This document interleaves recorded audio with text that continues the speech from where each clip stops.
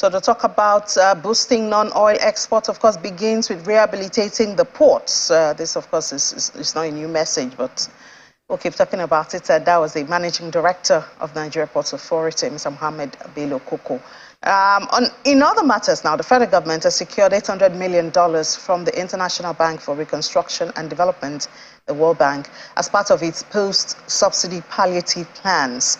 The Minister of Finance, Mrs. Zainab Ahmed, disclosed that $800 million from the World Bank formed the first tranche of palliatives and will be disbursed to 10 million households considered to be most vulnerable. Well, to help us understand some of the implications of this, we have Dr. Muda Yusuf, the Chief Executive Officer of Center for the Promotion of Private Enterprises. He joins us in the studio. Good morning, Dr. Yusuf, and happy holiday. Yes, thank you. Happy Thank you for your time. Thank you.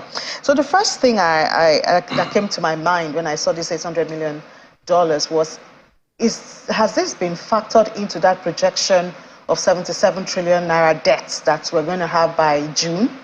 I don't think so. So that means 77 trillion naira is going to be more, and they say this is the first tranche. Yes, yes. And it's actually very disturbing because the debt situation already is worrisome. And if you have a situation where you still have to borrow for purposes of palliatives, although there's a bit of confusion, some people are saying perhaps it was a grant, not a loan, but I think it's a loan. Because, I mean, does World Bank go about giving countries money as much as $800 million? I doubt that. I doubt it. Then we have to check the source of World Bank. Exactly. I doubt it. So if it's a loan, I think it's something that we need to interrogate because we have seen palliatives before now. We saw issues of palliatives when we had the Petroleum Trust Fund. There were palliatives when we had the Shopee. And the whole concept of palliatives at that time was that whatever savings you get from the removal of the subsidy, you use it to cushion, whatever the outcomes are. That is the whole principle. Because when we talk about this subsidy, the whole idea is to make savings.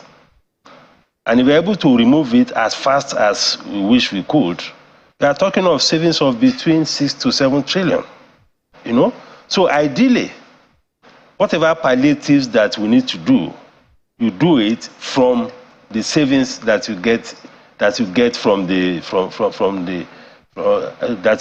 removal of the subsidy. That is what should be. It's not something, in my view, that the country should now go again are borrowing.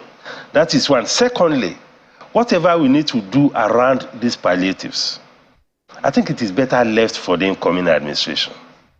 We have just about 1 month for this administration, slightly over a month for this administration to go. The whole issue of managing the subsidy removal, all the engagements, all the issues that will arise is the responsibility of the incoming administration.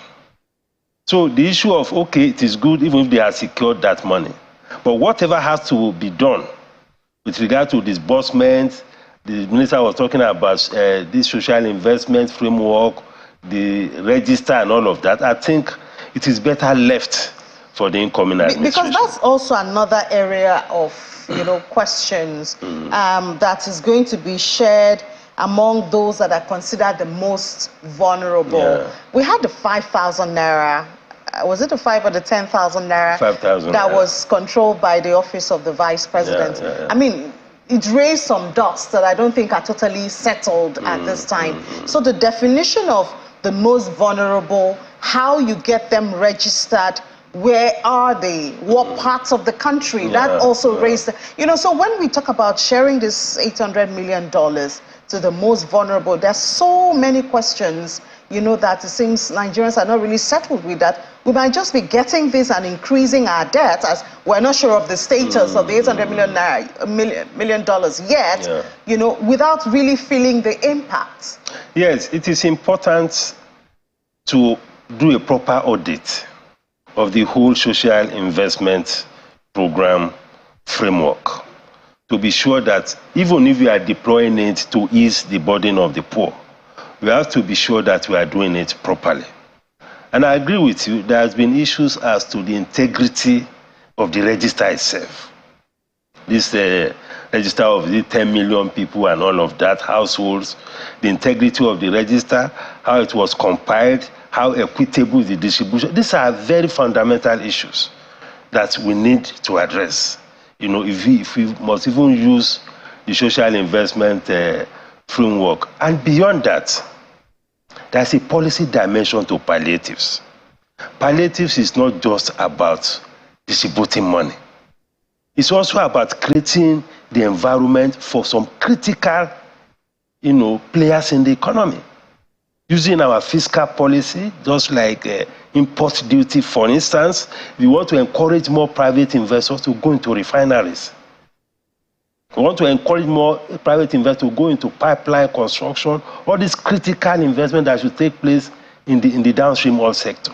We need to put incentives on the table, fiscal incentives, things like import duty, things like taxation. All of these things are critical, even for transportation. For those who are investing... Transportation, I remember when the administration of former President Jonathan tried putting in buses to ease transportation, but it doesn't seem like it went well. Well, it went fairly well, and I must say even at a symbolic level, because I knew that the Nigerian Labour Congress also had allocation of buses, which they also put on the road and all of that. So it has some impact, but the thing is that the issues of making things easier for people is a very big issue, because it's a very big country. So that is why the more fundamental issues about policy to cushion the effect is also very important, even more important than all this distribution of money. I mean, we need to bring down the cost of food, for instance. What kind of incentives are we going to put in place in terms of the inputs that those who are investors in agriculture, how can we bring down their costs? Cost of fertilizer, cost of equipment, cost of the mechanization, cost of food processing, and the cost of the intermediate products that some of these food processing companies also use. Because if you are able to bring down their costs, the cost of food will come down. That is very significant. The same thing with those who are in food, transportation. What is current import duty for buses? What can we do to bring it down? We can also look at taxation. The critical components of the economy that can, make life a lot easier for the citizens. We can ease their burden by reducing their tax, in the hope that this will eventually be transmitted to the ordinary citizens. Then there's also the monetary policy perspective. What can you do about credit? If you have to extend your intervention for us to cover some critical sectors that can help to alleviate the sovereignty of Nigeria, let us do that so that we can work from policy to investors, then to the citizens. Perhaps the government is looking for shorter ways to reach the people. Most of this you're saying has to go through a chain. For instance, if they gave subsidy for importation, for taxes, it might take a while to reach the No, it doesn't take time. And in any case, these things are not mutually exclusive. You can do whatever you want to do in terms of cash transfer, but just as you said, it has very limited impact. I mean, we got a report that 133 million Nigerians are in poverty. How many people do you want to give handouts to? And how credible is your database to do that? But you can complement this with policy interventions. I mean, we know what the basic things that people consume are. People consume bread, they consume all these noodles, they consume, these staple foods. And what can we put in place to reduce the price of staple? And on the other hand, it is very necessary that this subsidy is dealt with. Even though, NLC is not very happy, they have their conditions. We had Professor Isesage on our program yesterday or so on. He also has what he thinks should be done before subsidy is removed. Because, I mean, when we look at how much is being spent on subsidy, it becomes a necessity because we don't know if Nigeria can actually continue with that burden. If we're looking at more than 77 trillion naira by June, and then we continue with subsidy, I mean... we don't get to Ghana stage. It's not sustainable at all. I listened to Professor Isesage. With due respect, the prof is a lawyer. But what we are discussing is about sustainability of the economy. Because the economy is bleeding. The economy is very fragile.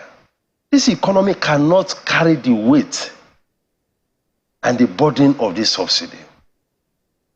Because the consequences are a lot. This is what part of the thing that have brought us to where we are. In terms of the huge debt, in terms of having to fall back on the central bank to be financing government to the tune of over 20 trillion. And all of these things have very serious macroeconomic implications. They have implications for exchange rate depreciation. They have implications for inflation. They have implications for debt service burden. So the implications are a lot. And beyond that, we cannot have such a huge sector and we are blocking private investors in that sector. Private investors cannot go into our petroleum downstream with this subsidy regime.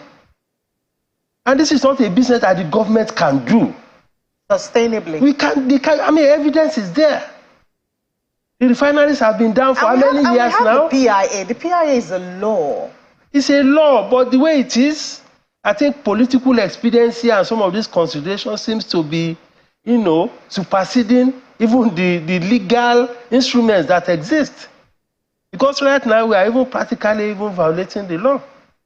I thought they adjusted it to accommodate subsidy up until June. Yeah, but you can't expect a government to come today and announce that you are removing the entire subsidy. There has to be a framework. There has to be engagement. So we need to get the private sector into that space.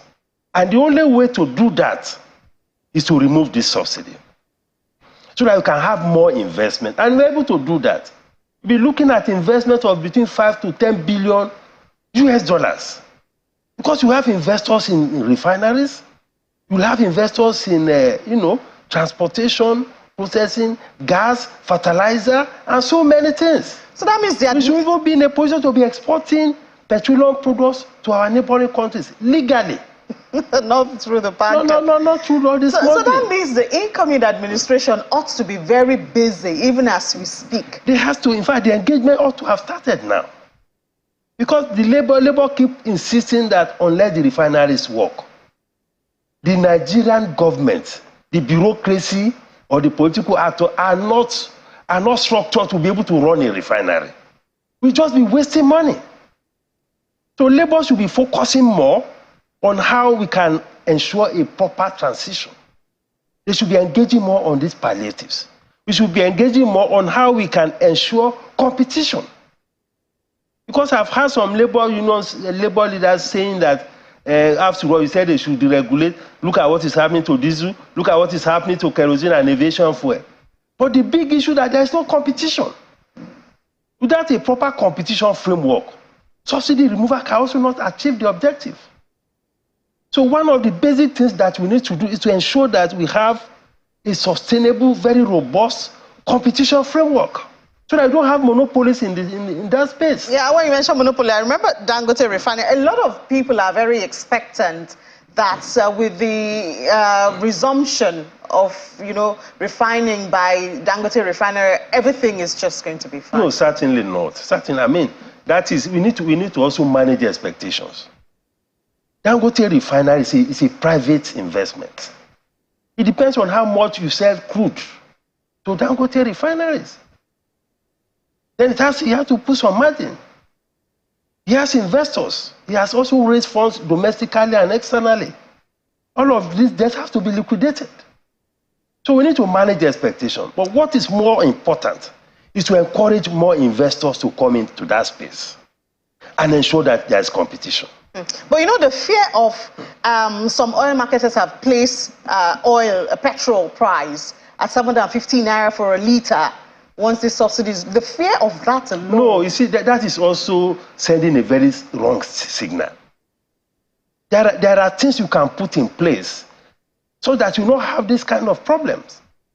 Now, right now, it's only NNPC that is importing petroleum products. Imagine a situation where you have 10, 15 more players that have access to foreign exchange and can also import. The price will not be as high as that. If you have more players that are importing aviation fuel, diesel, the price will not be as high as that. That's why I'm emphasizing the need for a competition framework and a level playing field. Once we have that, and we can also deploy a lot of monetary fiscal policies to support them so that their price can come down. I mean, I was talking to some of the players in the sector. They even told me that there are fees they are paying to NIMASA and NPA, and they are paying in dollars. These are people, when they lift fuel through their small vessels from NNPC, bigger vessel and all, they have to pay NIMASA, they pay NPA in dollars. They are business people, for goodness sake. Would that not also affect their cost?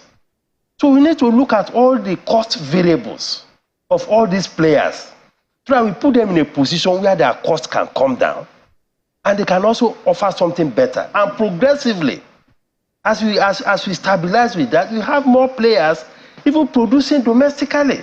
There are investors that are waiting to come into this space. And you know that removal of subsidy will also free up some funds that could help enormously, and it will benefit the three tiers of government.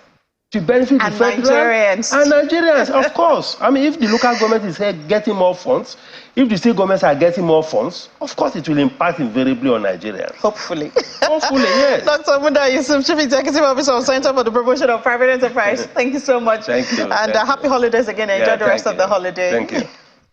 All right, well, a lot of work waiting for the incoming administration. Of course, it seems like one of the biggest is this issue of removal of subsidy. Because it's a make or break situation for Nigeria. Can Nigeria continue to bear that burden? Doesn't look like that. And when that, or if that subsidy is removed, what about the consequences? But anyway, we'll see what the incoming administration will do. Here on Business Morning, we'll keep talking about it and bring out suggestions on what should be done. Let's take a break now. When we come back, another important conversation is coming your way here on Business Morning on Channels Television.